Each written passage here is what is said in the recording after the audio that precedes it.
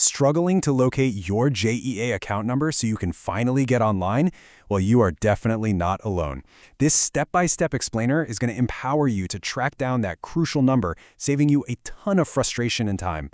I mean, we've literally all been there, right?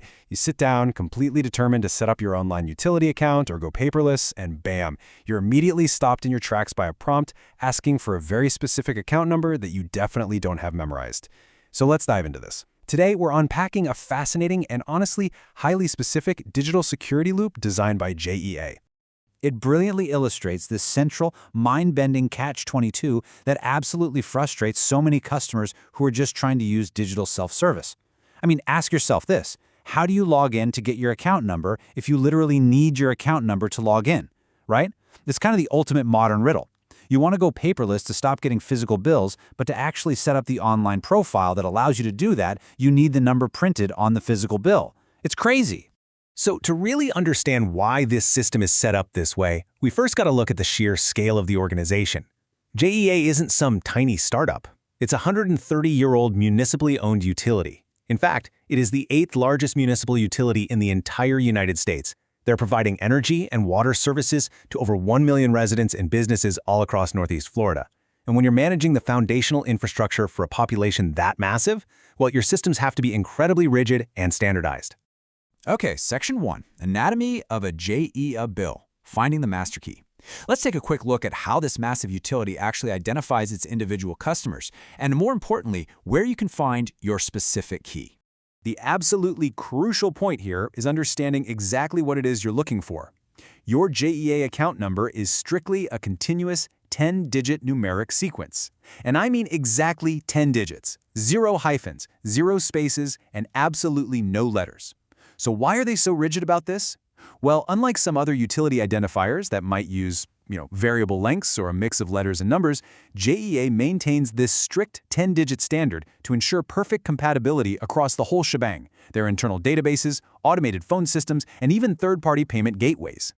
So where exactly does this master key actually live? Well, if you have a physical bill handy, you're going to want to look at the front of the bill, specifically on page 1, right up there in the upper left corner. It'll be clearly labeled. Now, if you're already enrolled in the paperless e-bill program and maybe you just forgot your login, the monthly email notification they send you won't actually contain the number itself because, security reasons.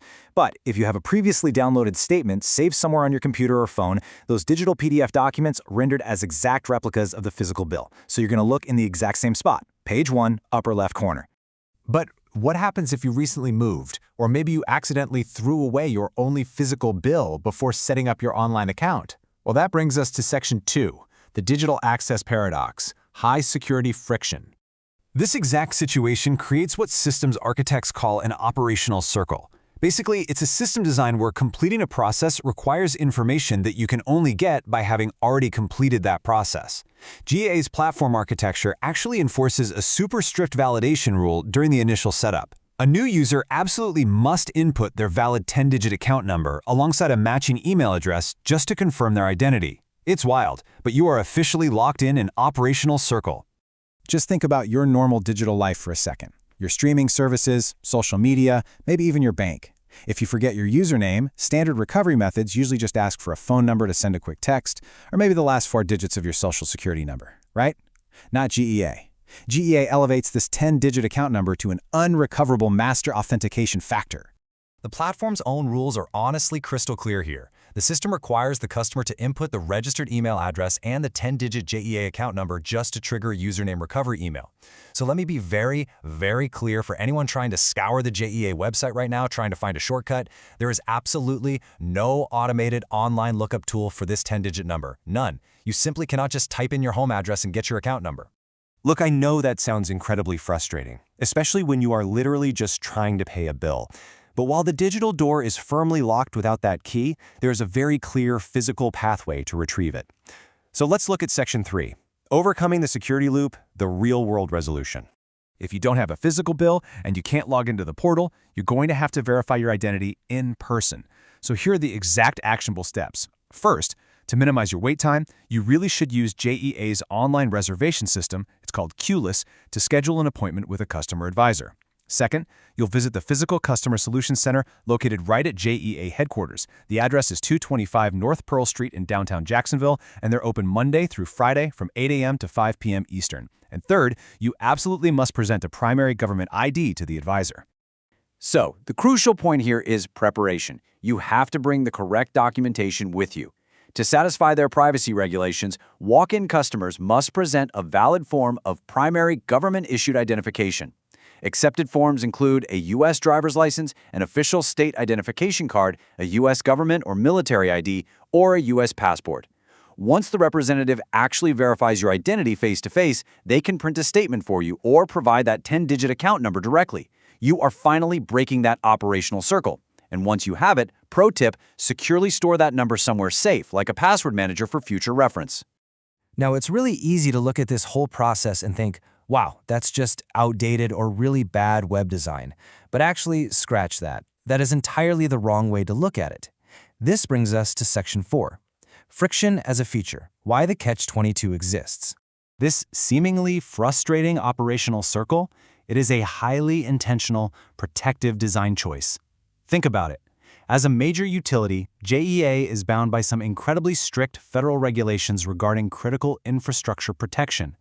They hold incredibly sensitive data, not just financial information, but data concerning the foundational infrastructure of 1 million residents' homes. By completely refusing to offer a simple online lookup tool based on easily found public information, like a home address or a phone number, JEA is actively protecting your sensitive utility data from unauthorized digital access and bad actors. Essentially, they are making it hard for you, so it is literally impossible for a hacker. Which leaves us with this final thought. In an era where data breaches are constantly in the news and our personal information often feels entirely out of our control, this friction actually serves a really powerful purpose. Is a minor physical inconvenience, having to keep track of a paper bill or make a single trip downtown, worth the ultimate digital security of your home's power and water infrastructure? It's a really fascinating trade-off between modern convenience and rigorous protection. Thank you so much for joining me on this explainer. If you found this helpful and feel a little more empowered to tackle your account setup, please like the video, subscribe to the channel, and share it with anyone else who might be stuck in this loop. We'd also love to hear your experiences in the comments below. And just a quick reminder, this explainer is for informational purposes only, so always verify any details with official JEA resources for the most accurate and current information. I hope you now have exactly the tools you need to find that elusive 10-digit number.